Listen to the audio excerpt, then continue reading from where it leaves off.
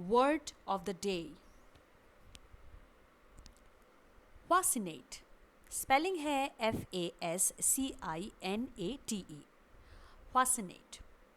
Pronunciation की अगर हम बात करें तो इसे आप कुछ इस तरह से प्रोनाउंस कर सकते हैं, डिवाइड करके, फा सन एट, fascinate. ठीक है. fascinate का मतलब होता है मोहित करना, सम्मोहित करना या वश में करना या फिर आकर्षित करना. तो जी इन अर्थों में हम fascinate वर्ड का यूज़ करते हैं.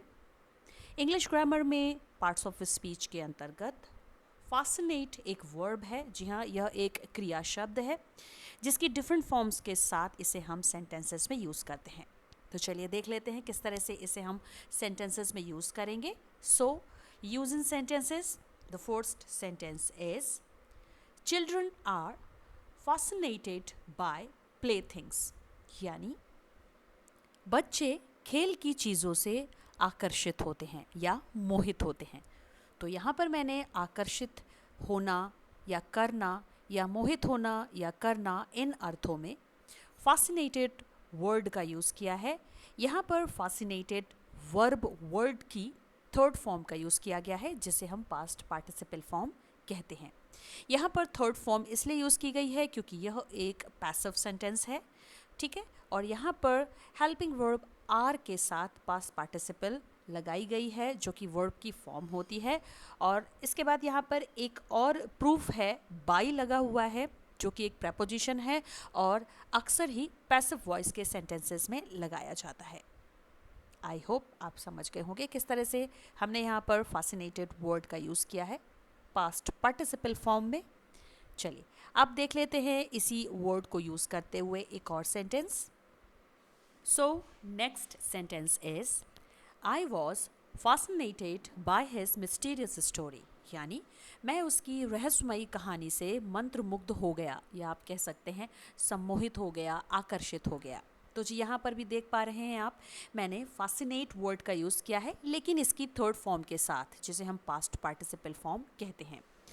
यह सेंटेंस भी आपका पैसिव वॉइस सेंटेंस है क्योंकि यहाँ पर वॉज हेल्पिंग वर्ब के साथ पास्ट पार्टिसिपल फॉर्म लगी हुई है और यहाँ पर लगा हुआ है बाय प्रपोजिशन. चलिए अब देख लेते हैं एक और सेंटेंस. तो जी नेक्स्ट सेंटेंस है the tourist place continues to fascinate visitors, यानी पर्यटन स्थल पर्यटकों का मन मोहते हैं या आकर्षित करते हैं. अब यहाँ पर यह सेंटेंस आपका एक्टिव वॉइस सेंटेंस है क्योंकि यहाँ पर डूअर मौजूद है ये बताने के लिए कि उसके द्वारा fascinate करने का यानी कि मोहित करने का, सम्मोहित करने का कार्य किया जा रहा है. ठीक. तो इसलिए यहाँ पर हिंदी में मीनिंग भी बदल जाएगी. यहाँ पर हम कहेंगे कि मोहित किया जा रहा है, सम्मोहित किया जा रहा है. यहाँ पर हम सम्मोहित हो नहीं रहे हैं क्योंकि जब हम बात करेंगे कि हम सम्मोहित हो रहे हैं या आकर्षित हो रहे हैं तो वो पर्टिकुलर सेंटेंस और उस पर्टिकुलर सेंटेंस की वर्ब आपकी पैसिव वॉइस सेंटेंस की वर्ब बन जाती है, जैसा कि अभी आपने ऊपर के दो सेंटेंसेस में देखा. ठीक है. तो इस तरह से fascinate इस वर्ब वर्ड का हम यूज़ कर सकते हैं पैसिव सेंटेंसेस में भी और एक्टिव सेंटेंसेस में भी. और इस थर्ड सेंटेंस में फ्रेंड्स fascinate इस वर्ब वर्ड की इन्फिनिटिव फॉर्म का यूज़ किया गया है. fascinate यहाँ पर एक एक्शन वर्ड माना जाएगा जिसकी बेस फॉर्म लगी हुई है टू प्रपोजिशन के साथ. तो जब भी हम वर्ब की इन्फिनिटिव फॉर्म का यूज़ करते हैं तो पहले टू प्रपोजिशन आता है और उसके बाद एक्शन वर्ब वर्ड की बेस फॉर्म लगा दी जाती है. तो इस तरह से टू fascinate इस इन्फिनिटिव फॉर्म का यूज़ किया गया है यहाँ पर. आई होप आप समझ गए होंगे. चलिए अब देख लेते हैं इस वीडियो का लास्ट सेंटेंस fascinate वर्ड को यूज़ करते हुए. तो जी सेंटेंस कुछ इस तरह से है the magicians are able to fascinate the whole crowd, यानी जादूगर पूरी भीड़ को आकर्षित करने में सक्षम होते हैं या मंत्रमुग्ध करने में सक्षम होते हैं. इस सेंटेंस को आप कुछ इस तरह से भी बोल सकते हैं जादूगर पूरी भीड़ को आकर्षित कर लेते हैं या सम्मोहित कर लेते हैं.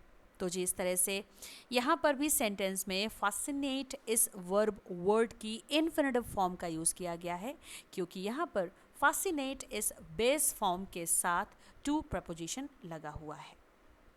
यह सेंटेंस भी एक्टिव वॉइस सेंटेंस है क्योंकि यहाँ पर हम मोहित करने या आकर्षित करने की बात कर रहे हैं, ना कि आकर्षित होने की बात। ठीक है, तो जिस तरह से आप भी इस ब्यूटीफुल वर्ड का यूज़ कीजिए अपने सेंटेंसेस में इंग्लिश टॉकिंग के दौरान।